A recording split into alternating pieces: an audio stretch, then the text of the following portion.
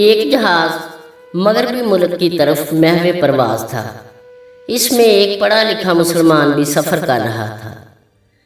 جب air hostess نے دوسرے مسافروں کے ساتھ اس کو بھی شراب پیش کی تو اس نے شراب پینے سے انکار کر دیا، جس پر ایئر ہوسٹس نے اپنے سپروائزر کو مطلع کیا۔ سپروائزر نے پوچھا کہ کیا ہماری خدمت گاری میں کوئی کسر رہ گئی ہے؟ یہ شراب مہمانداری کے طور پر پیش کی جا رہی ہے۔ مسافر نے اسے بڑی تمیز سے سمجھایا کہ وہ مسلمان ہے اور شراب نہیں پیتا۔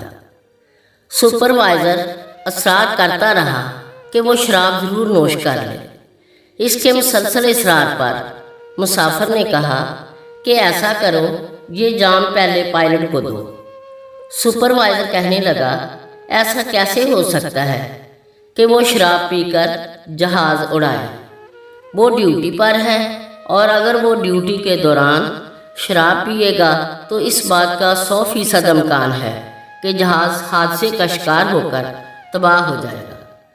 مسافر نے سپروائزر کو کہا، میں مسلمان ہوں، میں اپنے ایمان کو بچانے کے لیے ہر وقت ڈیوٹی پر ہوتا ہوں، اور اگر میں شراب پیوں گا تو اس بات کا 100% امکان ہے کہ میں حادثے کا شکار ہو جاؤں گا اور اپنے ایمان کو تباہ کر بیٹھوں گا۔